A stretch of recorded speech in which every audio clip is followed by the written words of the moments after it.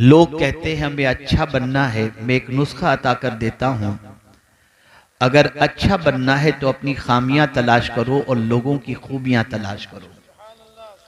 लेकिन हमारा हाल यह है कि हम लोगों में खामियां तलाश करते हैं और खुद में खूबियां तलाश करते हैं। ए रसूल आज़म सल्लल्लाहु अलैहि वसल्लम के दीवानों, जब तक हमारी जिंदगी सीधे रास्ते पर थी, अल्लाह अज़्ज़ व जल्ल की रहमतों का नुज़ूल होता था, बरकतों का नुज़ूल होता था। और उसने कुरान मुक़द्दस में खुद वादा फरमाया, वलौ अन्नहुम अक़ामुत तौरात वल इंजील वमा उन्ज़िला इलैहिम मिर रब्बिहिम लअकलू मिन फ़ौक़िहिम व मिन तहति अर्जुलिहिम। कुरान का वादा है कि अगर तौरेत पर, इंजील पर और जो कुछ नाजिल किया गया उस पर कायम रहते तो हम आसमान से तुम्हारे लिए खाना उतारते और पैर के नीचे से तुम्हें हम बहुत कुछ नेमतें अता फरमाते।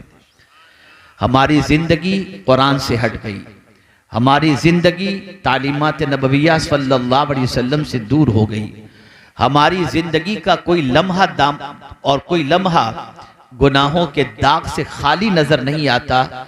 और आज की पोजीशन तो ये है, कोई रात मुसलमानों के लिए अल्लाह की बारगाह में सजदा रेज होने के लिए नहीं आती, बल्कि हर रात मुसलमानों के दामन पर गुनाहों के धब्बों में इजाफे के लिए आती है। न जाने हर रात मुसलमान अपने दामन पर कितने गुनाहों के धब्बों में इजाफा करता है, उसके बारे में कभी गौर करने का ख्याल नहीं, कभी गौर नहीं करता, कभी सोचता नहीं। ए रसूल आज़म सल्लल्लाहु अलैहि वसल्लम के दीवानों, ज़बानी जमा खर्च को अब खत्म करना पड़ेगा।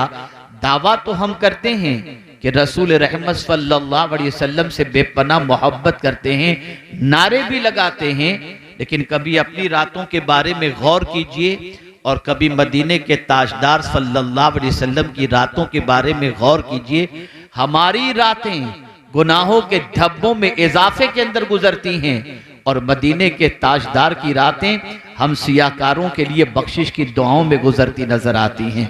वो रात भर रोते हैं हमारी बख्शिश की खातिर, हमारी नजात की खातिर, हमारी मगफिरत की खातिर, हमें जन्नत का मुसाफिर बनाने की खातिर।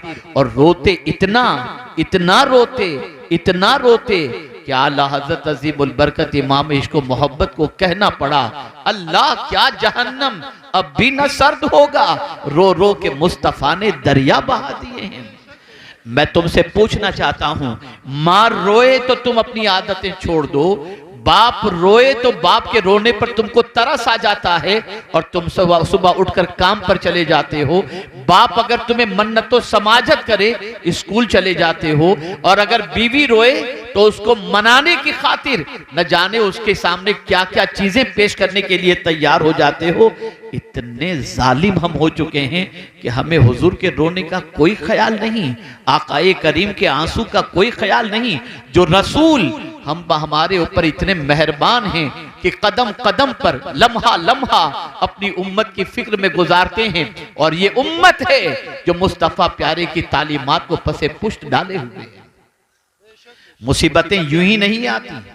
हम ही तो थे कि हमारी मस्जिद में नमाज पढ़ने के बाद निकलने पर बाहर मस्जिद के दरवाजे पर गैर मुस्लिम पानी का ग्लास लेकर के खड़े होते, ये मुसलमान नमाजी पानी पर दम कर देगा, मैं अपने मरीज को पिलाऊंगा तो शिफा मिल जाएगी। आज हमारी मस्जिदों के साथ ये सुलूक क्यों हो रहा है?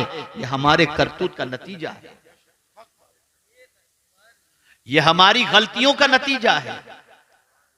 आज हम कुरान के बारे में नहीं जानते, रसूल रहमत सल्लल्लाहु अलैहि वसल्लम के बारे में नहीं जानते। हम इल्जाम तराशी करते हैं, फला ये कर रहा है, वो ये कर रहा है, वो ऐसा करेगा, वो ऐसा करेगा। कुरान ने वाज़े लफ्जों में फरमा दिया, अगर तुम अपने हालात बदलना चाहते हो तो खुद को बदल दो, हम तुम्हारे हालात को बदल देंगे। आइए मैं दो वाकयात आपकी समाअतों के हवाले करूं। जब आदमी बदल जाता है तो अल्लाह हालात कैसे बदलता है, इसमें कोई शक नहीं कि गुनाहों के सैलाब के अंदर दामन को गुनाहों से बचाना बहुत डिफिकल्ट है, लेकिन यह भी अपनी जगह मुसल्लम है कि अगर कोई बचना चाहे तो मौला मदद भी फरमाता है। रसूल रहमत सल्लल्लाहु अलैहि वसल्लम की करम की नजर भी होती है। लेकिन आज मैं आपको एक दर्स देना चाहता हूं। रात के सन्नाटे में अगर गुनाह के धब्बों में इजाफा हो चुका हो, दिन के उजाले में गुनाह कर चुके हों और सर के बालों से लेकर पैर के नाखून तक गुनाहों में जकड़े हुए हों और चाहते हों कि इस गुनाह के दलदल से, गुनाह की सियाही से पाक हो जाएं, क्या अब भी मेरा मौला करम फरमाएगा? क्या इतने गुनाह करने के बाद भी माफ फरमाएगा? हाँ, वो कादिर मुतलक है, वो रहमानुर रहीम है, वो अपने बंदों पर करम फरमाता है। आइए मैं एक वाक़या आपकी समाअतों के हवाले करूं। अल्लाहु अकबर। हजरत हबीब आजमी रदी अल्लाह ताला अन्हु, तारीख उठाकर देखो, उनकी जिंदगी का जायजा लो। तौबा से पहले सूद का कारोबार करते थे, सूद के सिलसिले में बड़े मशहूर थे। अल्लाह अकबर। अगर किसी को सूद पर पैसा देते, ब्याज पर पैसा देते, तो उसके घर पे जब दस्तक देते तो बगैर कुछ लिए वापस नहीं आते थे। एक दिन एक शख्स के घर आप तशरीफ ले गए जिसको आपने सूद पर पैसा दिया था, दरवाजे पे दस्तक दी और उसके बाद साहिब खाना के बारे में पूछा गया तो कहा घर पर नहीं है। उनकी बीवी ने कहा मेरे शौहर नहीं है। हजरत हबीब आजमी जो तौबा करने से पहले सूदखोर थे, उन्होंने बरजस्ता कहा कि तुम जानती हो कि मैं जब किसी के यहां पैसे लेने जाता हूं तो खाली हाथ नहीं लौटता, मैं आया हूं, कुछ ना कुछ मुझे दो। उसके घर पे गोश्त मौजूद था, उसने कहा बस यही बच्चों के लिए रखी हूं, ले जा सकते हो। लेकर निकले, अपने घर पहुंचे, बीवी को पेश किया, कहा इसे पकाओ। बीवी ने जब पकाया तो वो खून बन गया, वो गोश्त खून बन गया। बीवी ने बरजस्ता कहा हबीब मैंने तुमसे कहा है कि सूदी कारोबार छोड़ दो, जरा देखो ये गोश्त के खून में तब्दील हो चुका। अल्लाह अकबर। बीवी के दिल से इस तरीके से दर्द के साथ ये बात निकली थी कि हबीब आजमी का दिल बदल गया और उसी वक्त उन्होंने नीयत की कि मैं आज से सूद के कारोबार से तौबा कर लूंगा। लेकिन आप जरा सोचो, नीयत कर ली, तौबा की नीयत कर ली, सूदी कारोबार छोड़ने की नीयत कर ली, लेकिन उस जमाने के अंदर हजरत हसन बसरी रदी अल्लाह मौला तबारक व तआला अन्हु खिताब फरमाते थे। उनकी महफिलों के अंदर जाने वालों का बड़ा हुजूम रहता था। अल्लाह अकबर। हबीब आजमी ने नीयत की कि मैं जाकर के हजरत हसन बसरी के हाथों पे तौबा करूंगा। घर से निकलते हैं, रास्ते में बच्चे खेल रहे थे, देखा हबीब आजमी को, किनारे पर हो गए और एक दूसरे बच्चे कह रहे थे किनारे हो जाओ, इस सूदखोर के पैर की मिट्टी भी हम पर पड़ी तो हम तबाह हो जाएंगे। हबीब आजमी गए, हजरत हसन बसरी तौबा पर खिताब फरमा रहे थे और खिताब फरमाते हुए हजरत हसन बसरी अलैहि रहमत व रिज़वान ने फरमाया अगर सच्चे दिल से हबीब आजमी भी तौबा कर ले तो अल्लाह उसकी तौबा को कबूल फरमा लेगा। हजरत हसन बसरी हबीब आजमी को खास तौर पर मुखातब नहीं फरमा रहे थे, लेकिन चूंकि वो सूदखोर की हैसियत से इतने मशहूर थे कि उनसे बड़ा मशहूर कोई सूद के सिलसिले में नहीं था। लेकिन हजरत हसन बसरी ने जब ये कहा तो हबीब आजमी ने कहा क्या कहा हुजूर आपने? कहा हबीब आजमी भी तौबा कर ले तो अल्लाह उसकी तौबा कबूल कर लेगा। फिर उसने कहा कि क्या कहा आपने? कहा हबीब आजमी भी तौबा कर ले तो अल्लाह उसकी तौबा कबूल फरमा लेगा। अल्लाह अकबर। हबीब आजमी आगे बढ़े, हजरत हसन बसरी के हाथों में हाथ दिया, अपने गुनाहों से सच्चे दिल से तौबा की और जितनों का पैसा लिया था उसे लौटाने का अहद किया। अब यही हसन बसरी रदी अल्लाह मौला तबारक व तआला अन्हु जिनकी बारगाह से हबीब आजमी तौबा करके निकले हैं, आप जानते हैं जब पलट कर अपने घर की तरफ जा रहे थे तो सिचुएशन बिल्कुल बदल चुकी थी। जिस रास्ते से आ रहे थे वहां बच्चे वही खेलते हुए नजर आए, लेकिन अब बच्चों के जुमले पहले जैसे नहीं थे। बच्चों ने कहा अल्लाह का वली हबीब आजमी आ रहा है, अगर उसकी नजर किसी पर पड़ गई तो उसकी बिगड़ी संवर जाया करेगी। मैं पूछना चाहता हूं अगर सच्चे दिल से बंदा गुनाहों से तौबा कर ले, अल्लाह उस तौबा की बरकत से कभी कभी तो ऐसा होता है इबादत से जो मकाम नहीं मिलता वो सच्ची तौबा की बुनियाद पर अल्लाह मकाम अता कर देता है। हजरत हबीब आजमी विलायत के महताब बन करके चमके और बड़े ऊंचे मकाम पर फाइज हुए। दामन पर गुनाहों के धब्बे लग चुके हैं, साफ करो इसे। जिस तरह से गंदे बर्तन के अंदर बिरयानी नहीं खाई जाती, ऐसे गंदा दिल होना तो इबादतों का असर नहीं होता। बदलो, मांझो अपने दिल को, साफ करो अपने दिल को, तौबा करो अल्लाह की बारगाह में सच्चे दिल से। अगर सच्चे दिल से तौबा नहीं करोगे तो मुसीबतें दरवाजों पर दस्तक देंगी, और अगर सच्चे दिल से तौबा कर लोगे तो अल्लाह कादिर मुतलक है, रहमानो रहीम है, और उस करीम के करम पर कुर्बान जाइए कि जब कोई बंदा तौबा करता है तो मेरा मौला इरशाद फरमाता है, इन्नल्लाह युहिब्बुत तव्वाबीन व युहिब्बुल मुतत्तहिरीन, कि बेशक अल्लाह तौबा करने वाले और पाक रहने वाले से मोहब्बत फरमाता है। आप जरा सोचो, बड़े बड़े जराइम एक जमाने में करने वाले लोगों को अल्लाह ने जब तौबा की तौफीक अता फरमाई तो फिर वो कितने ऊंचे मकाम पर पहुंचे। आइए हजरत फुज़ैल बिन अयाज़ अलैहि रहमतु व रिज़वा की हयात तैयबा को देखिए आप। अल्लाह अकबर। डाका जनी का पेशा था, हर निकलने वाले काफले को लूटने का पेशा था। उस जमाने में एक ताजिर उस जगह से काफला लेकर सामान तिजारत के साथ गुजरने वाला था, जहां पर घाट लगाए हुए फुज़ैल बिन अयाज़ बैठा करते थे। जब काफला वहां से गुजरने वाला था तो उन्होंने अपने साथ, काफले वाले ने अपने साथ एक कारी कुरान को रखा था जो रास्ते भर कुरान की तिलावत करता था। जब फुज़ैल बिन अयाज़ का अड्डा आ गया और काफला वहां से गुजरने वाला था, कारी कुरान ने तिलावत की, अलम यानि लिल्लज़ीना आमनू अन तख़शअ क़ुलूबुहुम लिज़िक्रिल्लाह। क्या ईमान वाले के लिए वो वक्त नहीं आया कि अल्लाह से डरे और अपने कल्ब को अल्लाह के जिक्र से मुनव्वर व मुजल्ला फरमा दे। बस ये आयत करीमा पढ़नी थी कि फुज़ैल बिन अयाज़ के दिल पर इस आयत ने असर किया, चीख उठे और कहा, हाँ हाँ, ईमान वाले के लिए वक्त आ गया कि वो अल्लाह से डरे और तौबा करे और अल्लाह अज़्ज़ व जल्ल के जिक्र से अपने कल्ब को मुनव्वर व मुजल्ला करे। उसी वक्त तौबा की, और तौबा करने के बाद फुज़ैल बिन अयाज़, अल्लाह अकबर, जितनों का माल लूटा था सबका माल अता कर दिया, और उसके बाद सीधे मस्जिद नबवी शरीफ की तरफ बढ़े, और वहां पहुंचने के बाद दरसे हदीस की महफिल के अंदर बैठे, और बैठते बैठते अल्लाह ने फिर वो मकाम अता फरमाया कि हजरत फुज़ैल बिन अयाज़ रदियल्लाहु मौला तबारक व तआला अन्हु मस्जिद नबवी के अंदर खुद दरसे हदीस देने लग गए, और जब उनके सामने कोई लफ्ज़ अल्लाह कहता तो कांप जाया करते थे। जब हजरत फुज़ैल बिन अयाज़ अलैहि रहमा का विसाल हुआ तो दुनिया ये कहने पर मजबूर हो गई, फुज़ैल इस दुनिया से नहीं गए, अल्लाह का खौफ इस दुनिया से चला गया। विलायत का मकाम हजरत फुज़ैल बिन अयाज़ को कैसे मिला? तौबा की बुनियाद पर। मायूसी के दलदल से निकलो।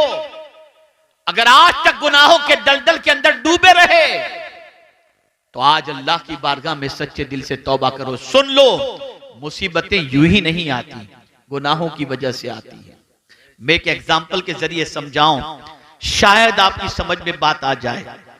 एक इंसान पर जब जुल्म और मुसीबतों के पहाड़ टूटते हैं तो वो इंसान कहता है, पता नहीं कौन सा गुनाह मुझसे हो गया था जिसकी सजा मिल रही है। उस वक्त वो गुनाह को याद करता है। इसलिए याद रखो, आज अपने गुनाहों को याद करो।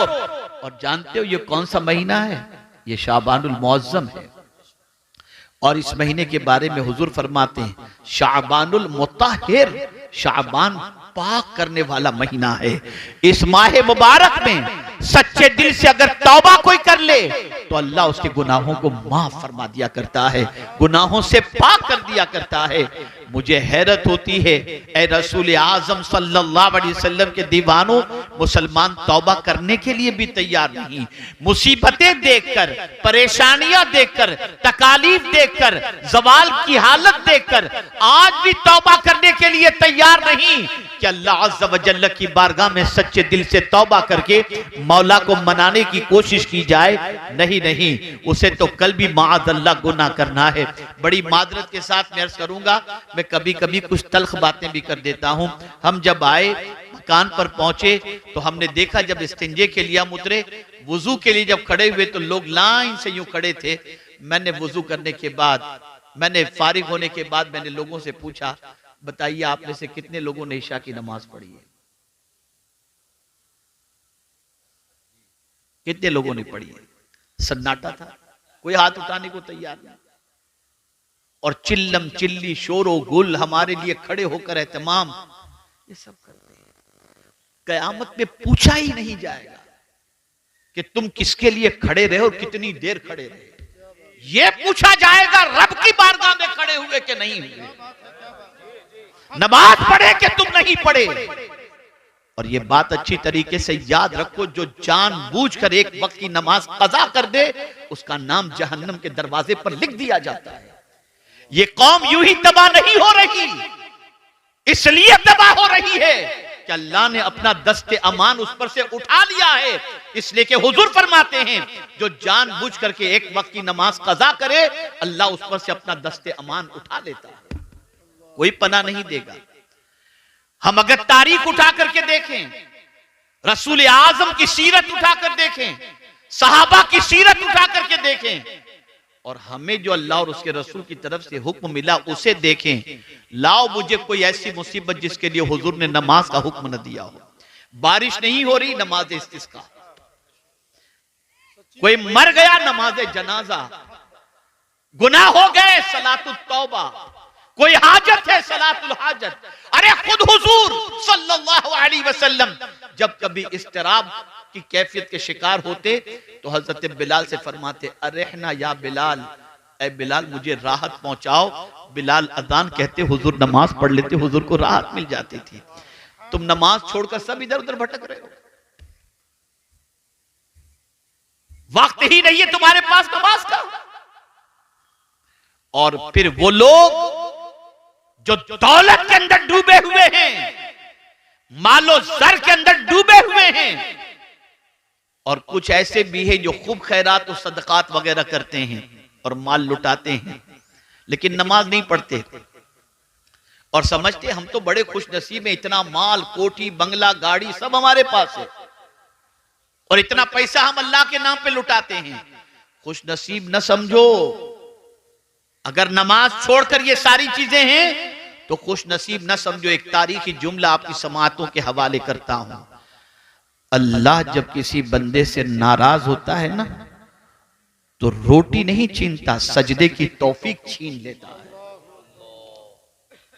सजदे की तौफीक छीन लेता है। माल का मिल जाना यह खुशबख्ती की अलामत नहीं है, सजदे की तौफीक का मिल जाना यह खुशबख्ती की अलामत है। आज हमारी कौम का हाल यह है, 2 साल का बच्चा फटाफट मोबाइल इस्तेमाल करता है, मां खुश हो रही है, बाप खुश हो रहा है।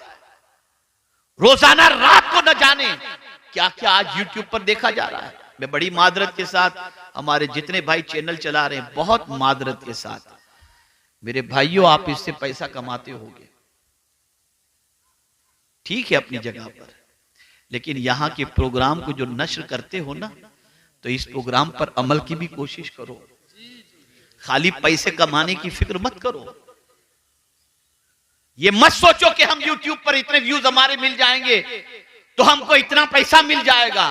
क्या करोगे पैसा? कब्र में पैसा नहीं आएगा, नहीं आएगा पैसा कब्र के अंदर। अहद करो, नमाज की पाबंदी करो। आज तक गुनाह हो गए, सच्चे दिल से तौबा करो। ये सारी मुसीबतें हमारे हाथों की कमाई है और बहुत सारे गुनाह तो अल्लाह यूं ही माफ फरमा देता है। ये उसका करम है, ये उसका फजल है, ये उसका एहसान है। इसको मैं कुरान की दूसरी आयत से आपको समझाऊं। मेरे प्यारे आका सल्लल्लाहु ताला अलैहि वसल्लम के प्यारे दीवानों, हजरत नूह अलैहिस्सलातु व तस्लीम की कौम गुनाहों में गिरफ्तार रही। हजरत नूह अलैहिस्सलाम की दावत को उसने कबूल न किया। 40 साल तक औरतें बांझ रही, किसी औरत के शिकम से कोई बच्चा पैदा नहीं हुआ। बारिश बंद हो गई, मवेशी मर गए।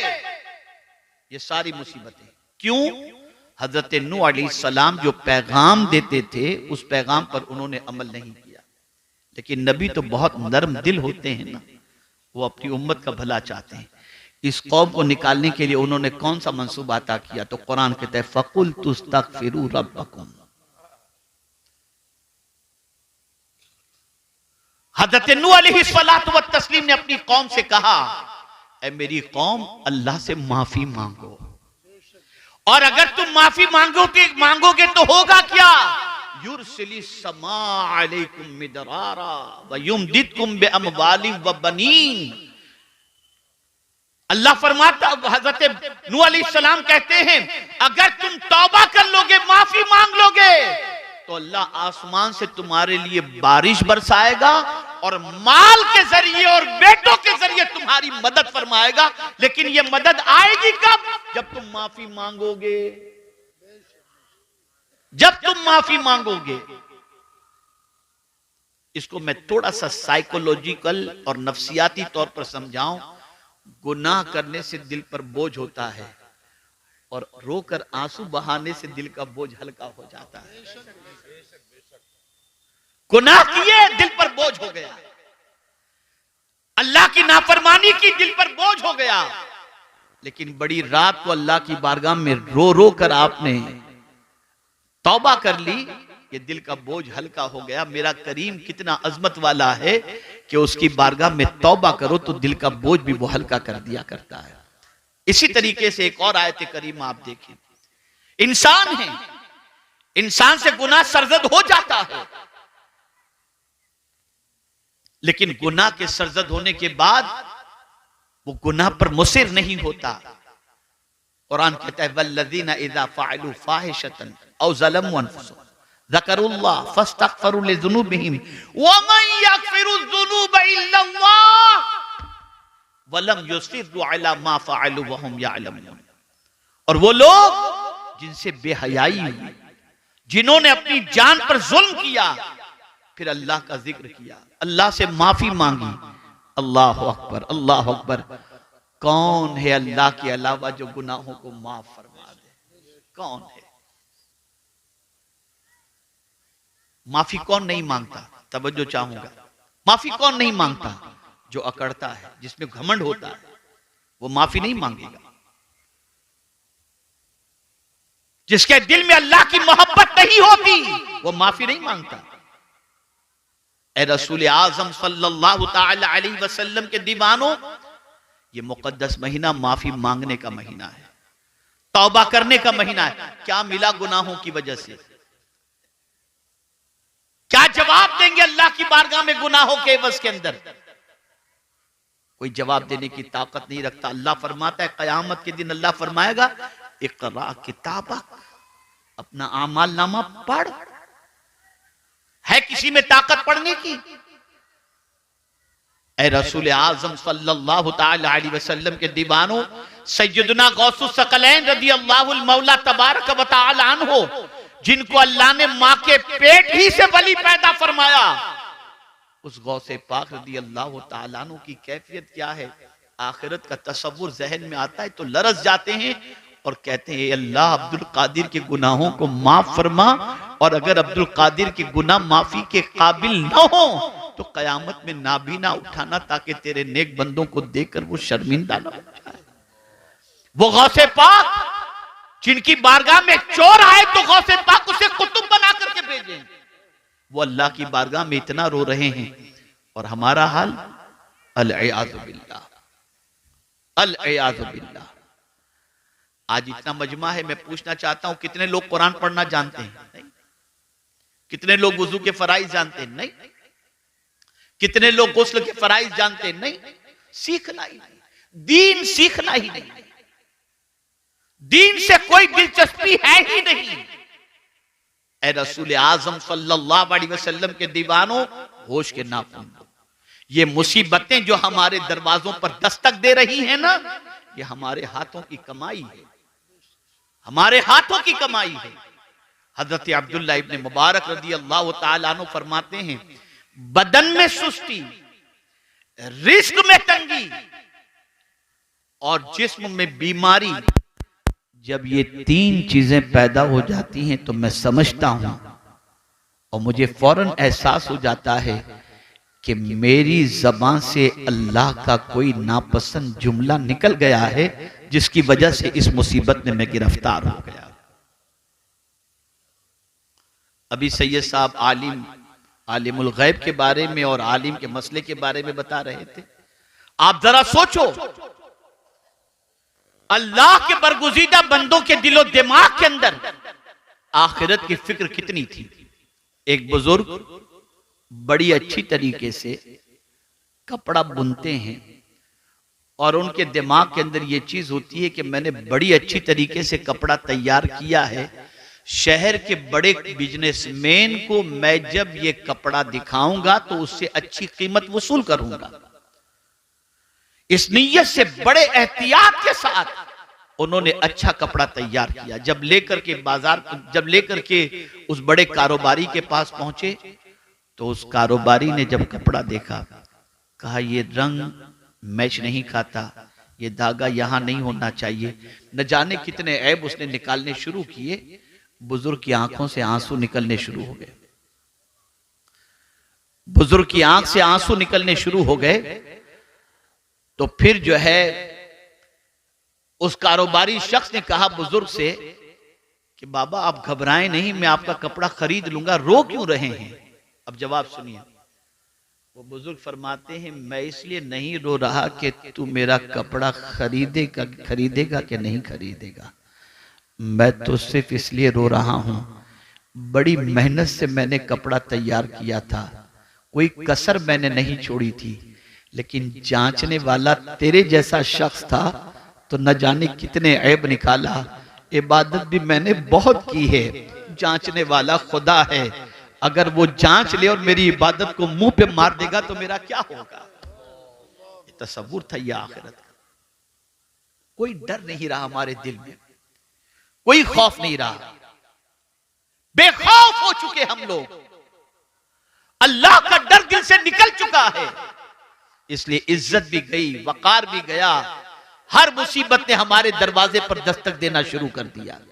ऐ रसूल आज़म सल्लल्लाहु ताला अलैहि वसल्लम के दीवानों, सच्चे दिल से तौबा करो। और मैं यकीन के साथ कहता हूं, आज तक अगर गुनाह के दरवाजे पर दस्तक देते थे ना, तो आज के बाद से नेकियों के दरवाजे पर दस्तक दो। आज तक अगर बुराइयों के दरवाजे पर दस्तक देते थे, तो आज से कुरान को पकड़ के उसकी तिलावत करना शुरू करो। खुदा की कसम, मेरे रब का वादा हक है, इन्नल्लाह ला युगय्यिरु मा बिकौमिन हत्ता युगय्यिरु मा बिअनफुसिहिम। बेशक अल्लाह उस कौम की हालत को नहीं बदलता जो कौम खुद अपने आप को न बदले। एक बात अर्ज करके मैं अपनी गुफ्तगू को खत्म करता हूं, और वो बात ये है, तवज्जो चाहूंगा। आप जानते होंगे कि आपके मोहल्ले में फलां शख्स रहता है, नमाज नहीं पढ़ता, कभी कभी नमाज पढ़ लेता है। आप जानते हैं कि वो सिगरेट भी पीता है, आप जानते हैं कि वो बहुत सारे गुनाह करता है, गाने भी गुनगुनाता है, सारी चीजें करता है, आपको सब मालूम होगा। लेकिन अचानक किसी, हमारे इतने उलमा हैं, इनमें से किसी आलिम ने उसको समझा दिया होगा कि भाई तुम्हारे पास बहुत दौलत है और तुम्हारे ऊपर साहिब इस्तिताअत होने की वजह से हज फर्ज हो चुका, तुम्हें जल्दी से हज कर लेना चाहिए। उसका भी मन बना, चलो मैं हज कर लूं। जानते हो आपकी ये बेनमाजी है, जानते हो आप कि इसकी जिंदगी गुनाहों के अंदर लथपथ है, लेकिन उसने हज का फॉर्म भर दिया या किसी टूर के अंदर बुकिंग करवा ली और आकर के आपसे मिल करके कहता है हजरत इंशाअल्लाह मैं कल हज के लिए जा रहा हूं। अब आप उसके गुनाह को नहीं देखते, उसके किरदार को नहीं देखते। आप आलिम हैं, 5 वक्ता नमाज के पाबंद हैं, फिर भी उससे कहते हैं भैया जरा वहां दुआ में याद रखना, दुआ में याद रखना। या अल्लाह माजरा क्या है, इसके सारे पोल मालूम होने के बाद ये उस तरफ जा रहा है, तो आलिम भी दुआ की गुजारिश कर रहा है, तो जवाब मिलेगा। तुम अपना रुख खुदा की तरफ करके तो देखो, मौला तुम्हारा वकार और तुम्हारी इज्जत के अंदर इजाफा फरमा देगा। बदलो, अपना रुख बदलो मेरे भाइयों, बदलो। हालात इससे बदतर भी आए हैं, लेकिन अल्लाह वालों ने अल्लाह का दर नहीं छोड़ा, अल्लाह की बारगाह नहीं छोड़ी, अल्लाह के रसूल सल्लल्लाहु अलैहि वसल्लम पर दुरूद मुबारका और साथ ही साथ अल्लाह के रसूल सल्लल्लाहु अलैहि वसल्लम की इताअत से रूगर्दानी नहीं की। आज हम गुनाह के अंदर डूबे हुए रहते हैं, बुराइयों में डूबे हुए रहते हैं और समझते हैं कि हमारे हालात बदल जाएं। नहीं बदल सकते। इल्म हासिल करो, इल्म दीन भी हासिल करो, इल्म दुनिया भी हासिल करो। और ये जुमला याद रखना, मुसीबत पहले नहीं है, मासियत पहले। और मासियत के बतन ही से मुसीबत जन्म लेती है। गुनाह करना छोड़ दो, बुराइयां करना छोड़ दो, अल्लाह रब्बुल इज्जत जल्ल जलालहू करम की नजर फरमाएगा और इनाम और इकराम की बारिशें नाजिल फरमाएगा। मैं दिल की अता गहराइयों से मुंतज़िमीन इजलास, हमारे माशाअल्लाह बुजुर्ग जो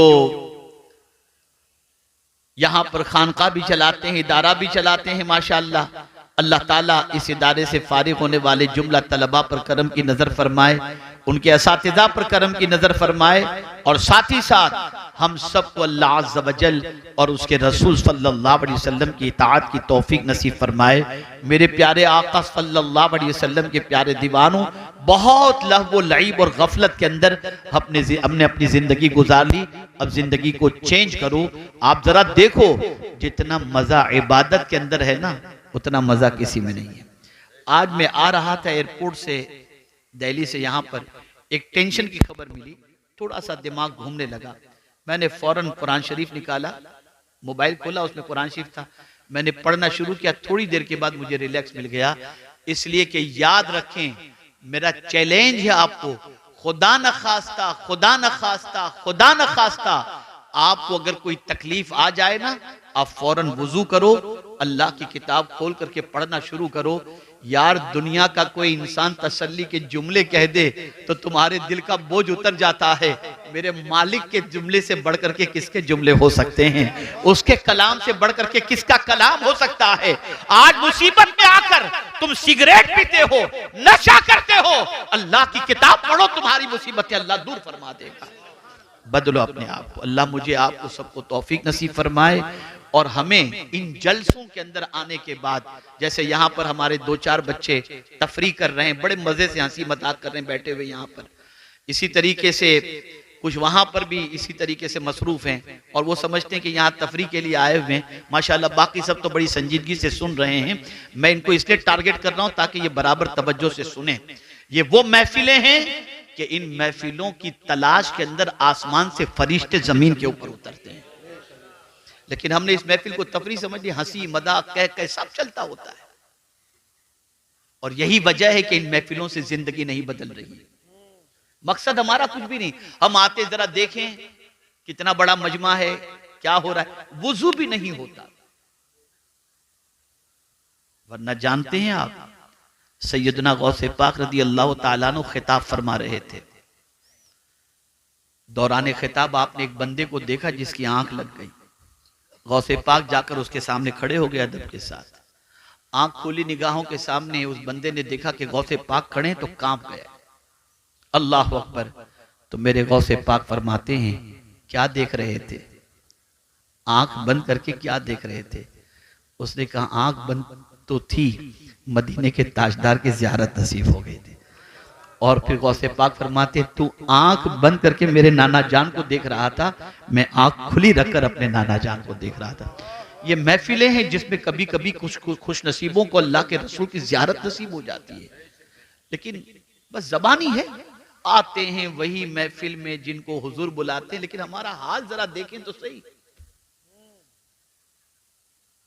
हम जरूर कहते हैं मैं सो जाऊं या मुस्तफा कहते कहते, खुले आंख सल्ले अला कहते कहते। ये कहने वालों से मैं पूछता हूं, कितनी रात तुम ये पढ़ के सोए हो, मुझे बताओ। और जब तुम्हारी आंख खुली है तब सल्ले अला तुमने कितनी मर्तबा कहा, जरा ये भी बताओ। ये जबानी लिप सर्विस का जमाना नहीं है, प्रैक्टिकल अपने आप को बनाओ। फिर आप देखो, जब सल्ले अला कहते कहते तुम्हारी आंख खुलेगी तो मदीने के ताजदार की करम की बारिशें कितनी होंगी। जानते हो ये महीना कौन सा है? इसी महीने में आयत दुरूद नाजिल हुई है। आयत दुरूद इसी महीने में नाजिल हुई है। कसरत से दुरूद शरीफ पढ़ो, तौबा इस्तिगफार करो। और हमारे कुछ नादान लोग भी ऐसे हैं कि अगर कोई गुनाहों से तौबा करके सीधे रास्ते पे आ जाए ना तो क्या कहते हो, अच्छा तू कब से सुधर गया। ये नहीं कि सुधर गया तो उसको अप्रिशिएट करें, यार दुआ कर मेरे लिए मैं भी तेरी तरह सुधर जाऊं। नहीं नहीं, अच्छा तू सुधर गया कब से। ला हौला वला कुव्वता। अगर कोई ऐसा कहे उसे शैतान समझना, शैतान समझना। हमारे यहां हौसला अफजाई नहीं है, हमारे यहां हौसला अफजाई नहीं है। बड़ी मादरत के साथ अर्ज करता हूं, यहां काम करने वाले की कद्र नहीं है, कान भरने वालों की कद्र है। यह हमारा मिजाज बन चुका है। चेंज करो अपने आप को, बदलो अपने आप को। हालात अपनी जगह पर हैं, जो भी हैं जिनके मंसूबे अपनी जगह पर होंगे, लेकिन मेरे रब ने फरमा दिया वमा तशाऊन इल्ला अन यशा अल्लाहु रब्बुल आलमीन। तुम जो चाहोगे वो नहीं होगा, अल्लाह जो चाहेगा वही होगा। शर्त यह है कि हम अपने आप को चेंज करें, अपने आप को बदलें। वो कादिर मुतलक जरूर करम की नजर फरमाएगा। मेरे प्यारे आका सल्लल्लाहु अलैहि वसल्लम के प्यारे दीवानों, ये थोड़ा सा दर्द दिल था जो मैंने आपके सामने पेश किया। और मैं देख रहा हूं न इल्म में हमारी कौम आगे है, न अमल में हमारी कौम आगे है, न तिजारत में हमारी कौम आगे है। अगर आगे है तो टोपी पहनाने में आगे है, लोगों का माल खाने में आगे, गाली गलोच में आगे, भाईगिरी में आगे, दादागिरी में आगे, गुंडागर्दी में आगे, रात को चौराहे पर बैठकर गपशप करने में आगे। यही वजह है कि हमारे मोहल्ले में अगर कोई बच्चा पढ़ लिख कर कुछ बन जाता है तो पहले हमारा मोहल्ला छोड़ता है। यहां रहूंगा तो मेरा बच्चा बिगड़ जाएगा। क्या हो गया हमको, कहां जा रहे हैं हम लोग। और अगर आज नहीं सुधरे ना तो हालात कभी अच्छे नहीं हो सकते। हमें बदलना होगा। हम अगर चेंज हो गए, अल्लाह अज़्ज़ व जल हम पर जरूर करम की नजर फरमाएगा। और इस तरह से नजर फरमाएगा कि आदमी तसव्वुर भी नहीं कर सकेगा, वहां से उसकी जिंदगी बदलती हुई नजर आएगी। अल्लाह रब्बुल इज्जत जल्ल जलालहू आकाए करीम रऊफुर रहीम अलैहि तहियतु व तस्लीम के सदक़ा तुफैल मुझे आपको सबको अल्लाह और उसके इरशाद पर, अल्लाह और उसके रसूल सल्लल्लाहु अलैहि वसल्लम के इरशाद पर अमल की तौफीक नसीब फरमाए। आप याद रखें, खूब तौबा करें, रोजाना तौबा करें, कसरत से इस्तिग़फ़ार करें। दो चीजें अमान की हैं, एक रसूल आज़म सल्लल्लाहु अलैहि वसल्लम की ज़ात बाबरकत और एक इस्तिग़फ़ार। कुरान कहता है वमा कानल्लाहु लियुअज़्ज़िबहुम व अंत फ़ीहिम वमा कानल्लाहु मुअज़्ज़िबहुम व हुम यस्तग़फ़िरून। अल्लाह उनको कैसे अज़ाब दे जबकि एक महबूब तुम उनके दरमियान मौजूद हो, और अल्लाह उनको कैसे अज़ाब दे जब वो अल्लाह से माफी मांग रहे हों। तो माफी मांगो अल्लाह से, सारी परेशानियां दूर हो जाएंगी और अपनी जिंदगी को सीधे रास्ते पर ले चलने की कोशिश करें। अल्लाह हम सब पर करम की नजर फरमाए। वमा अलैना इल्लल बलागुल मुबीन। अस्सलामु अलैकुम व रहमतुल्लाहि व बरकातुहू।